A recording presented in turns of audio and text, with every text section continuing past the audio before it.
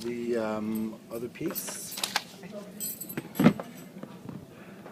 Alright, so we have the ovary, which is attached to the fallopian tube. In the beginning of the fallopian tube, this is the fembrae, becomes the infundibulum, the funnel area towards the ampulla, which is not on your list. So the fallopian tube continues on to become the isthmus here, where it attaches to the body of the uterus. You could also see the ovarian ligament right here, ovary ovarian ligament. Looking at the inside, you can see the outer perimetrium, thick myometrium, and the inner endometrium here. This is the one that will change according to the levels of hormones. You have the vagina, which is a muscular tube that leads up towards the cervix, and the opening is called the cervical os or external os, which leads to the cervical canal, which opens up by way of the internal os to the uterine cavity. This is the labia minor, labia major, the vestibule heading up towards the opening to the vagina. Now, I'm going to put this back together to show you the ligaments. This ridge, got it? This ridge right here is the uterosacral ligament, right here. And the front part, I'll just show you the one side of it, but this is the round ligament attaching to the anterior wall.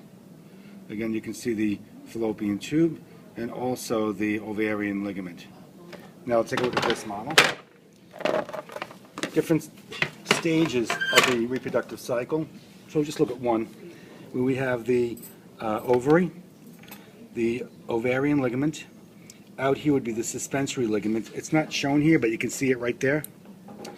Mesovarium, part of the broad ligament, ovarian ligament, ovary. The ovary. The outer layer is called the germinal epithelium, and just inside the germinal epithelium is the tunica albuginea, and inside the tunica albuginea is the stroma, cortical stroma around the cortex, and medullary stroma in the medulla.